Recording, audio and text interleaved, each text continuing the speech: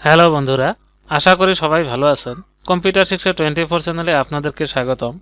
আজকের ভিডিওতে আমি আলোচনা করব মাইক্রোসফট পাওয়ার পয়েন্টে কিভাবে টেক্সট লিখে ওগুলো ডিজাইন করা যায় ওটা নিয়ে। আমি এর আগের ভিডিওতে কিভাবে পেজ ডিজাইন করা যায় ওই কাজগুলো দেখাইছিলাম। যারা ওই ভিডিওটা দেখেন নাই আশা করি দেখে নেবেন। তো আজকের ভিডিওতে আমি টেক্সট ডিজাইন করে দেখাবো। তো এখানে দেখেন পাওয়ার পয়েন্ট ওপেন করে নিছি। এখানে লেখার জন্য দুটি জায়গা রয়েছে, তো আমরা এখানে ক্লিক করে লিখতে পারবো। তো ধরে নিলাম আমি এখানে লিখবো, তো এখানে ক্লিক করব। ক্লিক করার পর এবার আমরা এখানে টেক্সট লিখে নেব। যেরকম আমি এখানে লিখলাম ওয়েলকাম। এবার নেক্সট এই জায়গায় আমরা লিখবো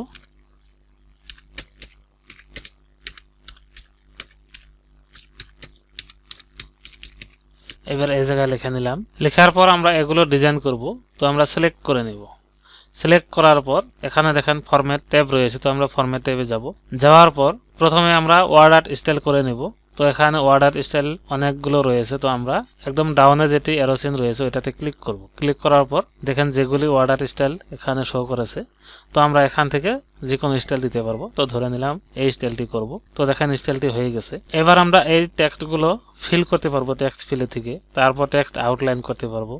তারপর টেক্সট ইফেক্টে অনেকগুলো কাজ আছে, ওগুলো করতে পারবো। তো প্রথমে আমরা টেক্সট ইফেক্টে যাওয়ার পর ট্রান্সফর্মে যাব। ট্রান্সফর্মে যাওয়ার পর এগুলো স্টাইল করে নিব। তো ধরে নিলাম আমি এই স্টাইলটি করব। তো এটা ক্লিক করব। তো দেখেন হয়ে গেছে। এবার আমরা যদি টেক্সট ফিল করতে চাই তাহলে টেক্সট ফিলে যাব। যাওয়ার পর এখানে কালার রয়েছে, তো আমরা কালার দিয়ে টেক্সট ফিল করতে পারবো। তারপর পিকচার রয়েছে, পিকচার দিয়ে টেক্সট ফিল করতে পারবো। তারপর গ্রেডিয়েন্ট রয়েছে, তারপর টেক্সচার রয়েছে। তো আমরা যদি কালার দিতে চাই তাহলে কালারে ক্লিক করব। তো দেখেন কালার হয়ে গেছে। এবার আমরা যদি কালার চেঞ্জ করতে চাই তাহলে আবারও টেক্সট ফিলে যাব। যাওয়ার পর এখান থেকে আমরা কালার চেঞ্জ করতে পারবো। তারপর যদি পিকচার দিতে চাই তাহলে টেক্সট ফিলে যাব।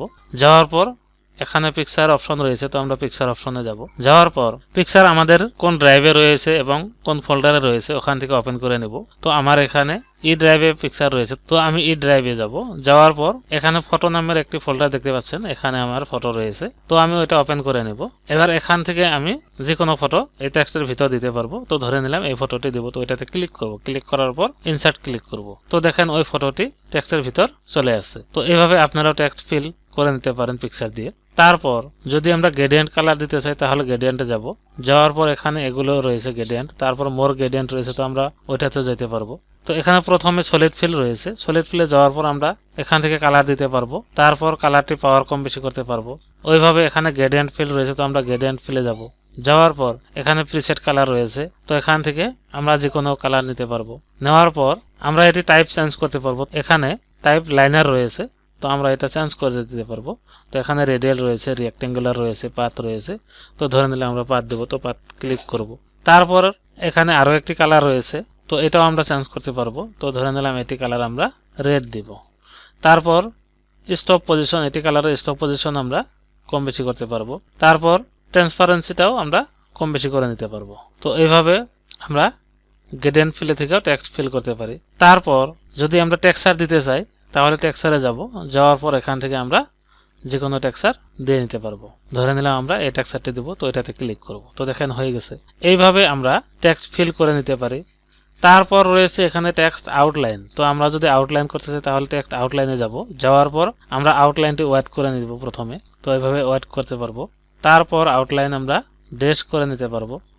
তারপর আমরা চাইলে আউটলাইন কালার করে নিতে পারবো। তো এইভাবে আমরা আউটলাইন করে নিতে পারি। এবার যদি আমরা আউটলাইনটি ড্রেসটি যদি উঠাই দিতে চাই না লাগে তাহলে আমরা কি করব, টেক্সট আউটলাইনে যাব। যাওয়ার পর এখানে ড্রেস রয়েছে ওইটাতে যাব। যাওয়ার পর প্রথমে যেটি অপশন রয়েছে প্লেন, ওইটাতে ক্লিক করব। তো দেখেন ড্রেসটি চলে গেছে। এবার যদি আউটলাইনটি কালার চেঞ্জ করতে চাই তাহলে টেক্সট আউটলাইনে যাব। যাওয়ার পর এখান থেকে আমরা আউটলাইন কালার চেঞ্জ করতে পারবো। ওই একইভাবে আমরা যদি নিচের টেক্সটগুলোতে আমরা যদি স্টাইল করতে চাই তাহলে ওই টেক্সটগুলো সিলেক্ট করব। সিলেক্ট করার পর এবার টেক্সট ইফেক্টে যাব। যাওয়ার পর ট্রান্সফর্মে থেকে প্রথমে আমরা এগুলো স্টাইল করে নেব। ফন্ট সাইজ একটু বড় হবে। তারপর আমরা টেক্সট ফিল করব, টেক্সট আউটলাইন করব। তো টেক্সট ফিল আমি আগে যেরকম করে নিলাম ওইভাবে এটাতেও করতে পারবো। যেরকম টেক্সট ফিল আমরা যদি কালার দিতে চাই তাহলে এখান থেকে কালার দেব। তারপর যদি আউটলাইন করতে চাই এখান থেকে আউটলাইন করব। তো ধরে নিলাম আউটলাইন একটু হোয়াইট করব আমরা। তো এখান থেকে হোয়াইট করে দিলাম। এবার যদি আউটলাইনটা কালার চেঞ্জ করি তাহলে আমরা এখান থেকে আউটলাইন কালার চেঞ্জ করব। তারপর টেক্সট ইফেক্ট রয়েছে, তো ইফেক্টে ট্রান্সফর্মের কাজ আমরা দেখে নিলাম। এবার আমরা shadow, reflection, glow, bevel, 3D rotation এগুলোর কাজ দেখব। তো ধরে নিলাম এই প্রথম যে টেক্সট লিখেছি এটাতে আমরা কাজ করব। তো এটা সিলেক্ট করে নেব। সিলেক্ট করার পর টেক্সট ইফেক্টে যাব। যাওয়ার পর ধরে নিলাম আমরা শ্যাডো দেব। তো এখানে শ্যাডোতে যাওয়ার পর দেখেন অনেক ধরনের শ্যাডো রয়েছে। তো আমরা এখান থেকে শ্যাডো দিতে পারবো। তো দেখেন টেক্সট শ্যাডো চলে আসছে। তো এবার যদি আমরা শ্যাডোটি কালার করতে চাই তাহলে টেক্সট ইফেক্টে যাব, তারপর শ্যাডোতে যাব।